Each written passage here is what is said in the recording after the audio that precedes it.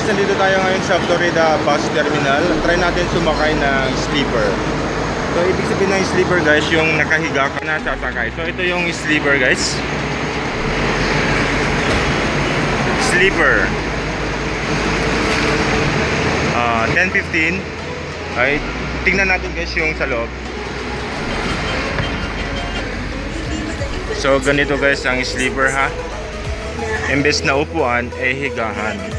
Ayan, kaya hihiga tayo. Ayan, ganito guys ang sleeper. Puro higaan. So hindi na tayo pupunta doon sa likod guys, kasi doon naman tayo sa likod mamaya. At saka hindi pa open ang boarding mamaya pa. Ang mga ganitong sasakyan guys ay intended for long distance travel. Kasi sa amin guys, Manila to Mawini kami. So matagal-tagal yun guys, more or less 12, 13, 14 hours mga ganun guys ang biyahe. Kaya mag-sleeper tayo.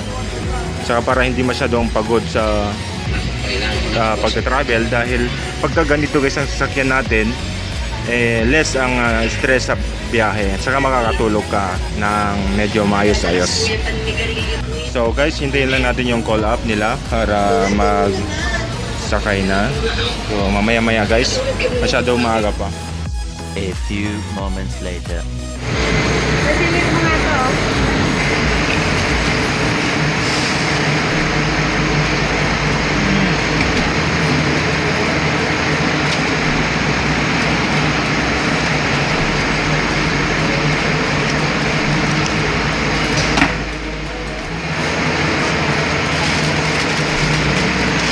So yung mga ibang gamit kasi nilagay dun sa baba. Tapos ito yung ilalagay lang sa taas. Yung ilalagay sa paanan namin. Kasi mga valuable things. Okay, yeah. Okay, mauna nang mag-in ako. Diyan ka sa kabila dadaan.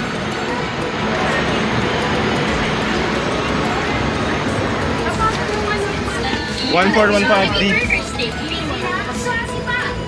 Doon sa likod. Siyan. So masikip guys yung daanan, no?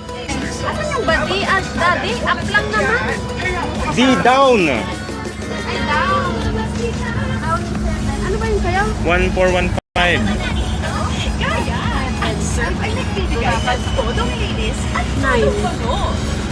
Doon nga sa likod. Ay, paano pa yung mag-ano? Ay 7 ka pa lang eh. Saglit. Pasok ka muna doon sa ano ate, sa loob para makadaan kami.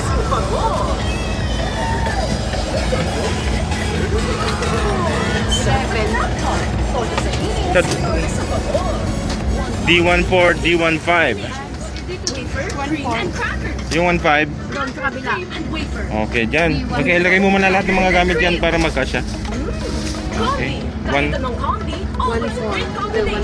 doon sa kabila. Dito Okay. ka din, doon ka sa kabila. Anak! Andiyan ka na, anak ka. Okay. Pasok ka nga muna sa loob para makadaan din ako. Saglit, oh. Yan. O sige ate, labas na.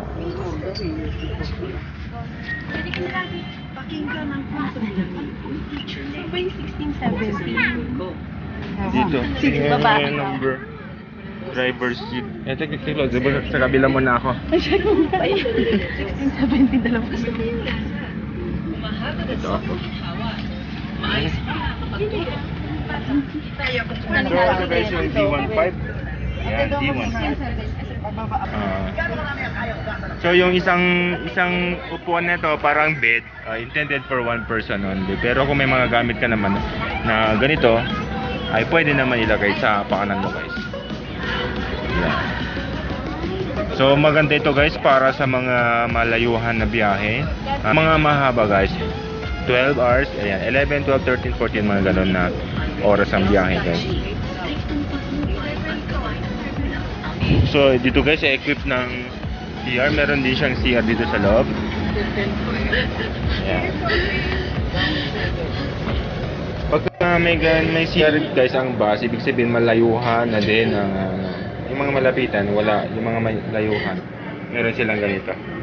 So, magsishare muna tayo. Wait lang.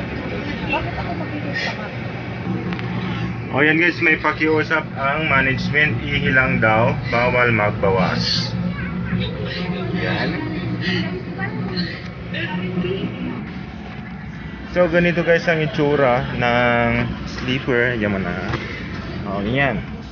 Ganyan ang kapa. Pwede magtanggal ng sapatos.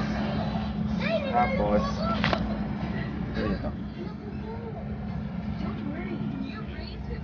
So nakaka-relax ang biyahe. Siyempre, nakaka-relax din ang pamasahe.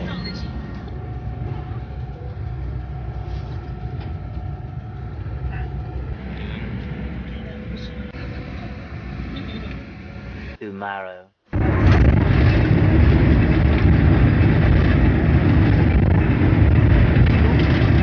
Yan ang experience natin sa sleeper bus. Hindi siya nakaka-stress magbiyahe. It's recommended sa mga malayuhan ng biyahe, mag-sleeper bus kayo guys. Yan. So natutulog pa sila. Mga apari siguro itong mga to. Tuwig araw. Siya.